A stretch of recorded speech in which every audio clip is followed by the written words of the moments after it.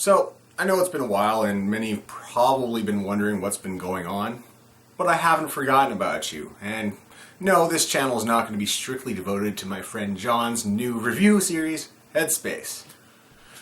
We're in a period of transition here at Black Trident, and we've added a few people to the team. John, as you may recognize from the trigger warning cultural appropriation video, Katrina, who handles our Facebook-related social media because, well, I just refuse to use Facebook, and Andrew, otherwise known as Lord Boaz, who runs his own channel over here. So the four of us are currently producing a number of articles for our news and opinion blog over at blacktridentmedia.com. The site's already been launched, so you can check that out or just click the link in the low bar. Also, if you're interested in possibly writing for Black Trident Media, feel free to head over to the site and use the contact form to get a hold of me. Just so you're aware, we are broke as shit, so we can't afford to pay you anything just yet. However, the time will come when we're going to expand our operations into a further series of video productions spanning comedy, and there's even a science fiction web series in the works. So if you're interested, by all means, let us know. For years now, we've heard the words, X is a social construct. In this series of videos on the topic, we're going to discuss the claims that gender, race, and even sexuality are culturally constructed rather than biologically determined.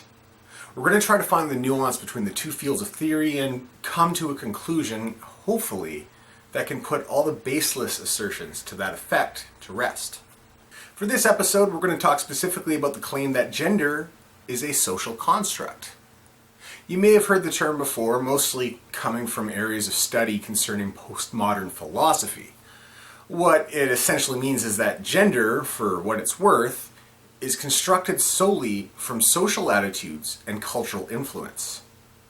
Boiled down to its base meaning, it's that gender is derived more from environment than from biology. Now, I don't believe that this is the case myself. The reality behind the claim is that it is extremely theoretical, but what I will give credit to is that it's generally understood by scientists and researchers around the world that the belief that gender is a biological construct is also technically theoretical. We can see with our own eyes that there are vast differences between men and women. The visible differences are mostly superficial. Differences in genitals, reproductive systems, breasts, height, upper body strength, and skeletal structure being the most apparent. However, most advocates of the social construction theory believe that this is where the differences end, and the claim is made that there are no psychological or biological differences between the male and female halves of the species. However, for anyone with even a passing interest in sexual dimorphism and biology, we know that this isn't the case.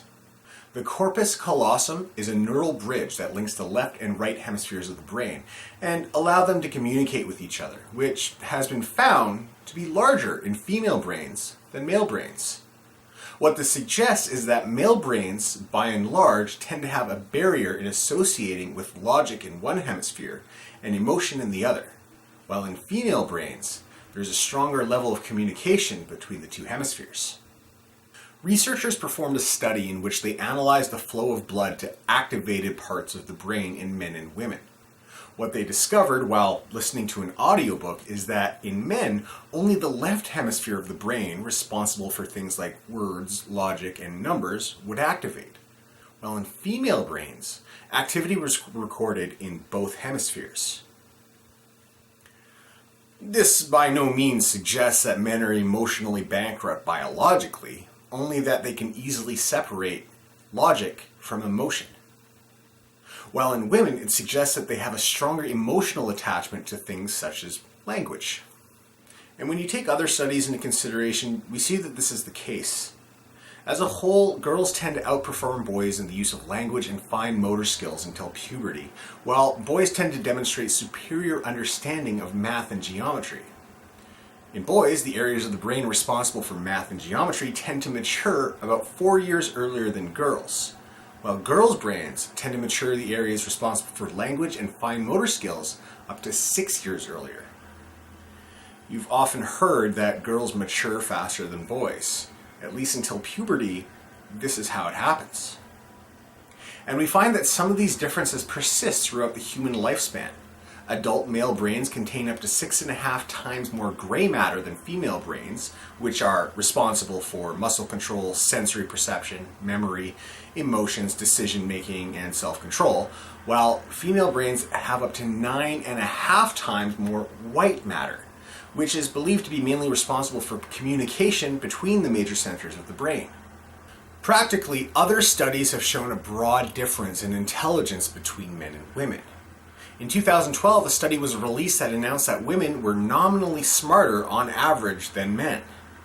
And while this may be true, it doesn't account for the fact that the leading minds of science and research all around the world are mainly men. However, there is something that does account for this, and that is the level of variance between men and women. The IQ of men in general meets more extremes than women. For instance, we find that women's intelligence does not vary wildly from the average, while men's intelligence tend to approach the extremes on both ends of the spectrum. Men are more likely to be either extremely smart or extremely stupid when compared to women. There are always exceptions, of course, and this isn't to deny that women can't be either extremely intelligent or extremely stupid, only that it's much less common than with men. But the science is extremely clear on sex and gender differences in the human brain. They're not the same. And so in understanding this, it lends to the idea that gender, being a social construct, is completely false. But what about behavior? Is there any evidence that gendered behavior is biological over cultural? And the answer is very simple. Abso-fucking-lutely. This is Simon Baron-Cohen. And yes, he is related to Bruno. What's up? I'm Bruno. Simon is a researcher from the University of Cambridge and a professor in developmental psychopathology who has done exhaustive research on autism. During the course of his research, he has come to the conclusion that autism is an extreme form of what he refers to as the male brain. Professor Baron-Cohen performed an experiment studying the differences in behavior among newborn babies, both male and female. In the experiment, they filmed newborns as little as a day old and examined how long they looked at certain pictures. What he discovered is that male babies, by and large, seem to spend more time looking at pictures of mechanical objects, while female babies tended to spend more time looking at pictures of faces. This lends to the idea that women are more suited for social roles in society, while men tend to be more suited for tactile roles. It would also suggest that gender biases are much less likely to be formed by cultural influences and are more likely developmental. He discovered that the higher a child's testosterone level in the womb was, the slower their language and social development. Interestingly, he also discovered that girls who in the womb suffered from a condition which saw them producing too much testosterone were much more likely to share the same toy preferences as male children later on in development. The children in the study with higher testosterone production in the womb, as they developed, showed a greater difficulty in understanding empathy and language, but a strong affinity for mechanics and systems. His conclusion? That by monitoring a child's hormone levels, whether male or female, he could predict their pattern of interest.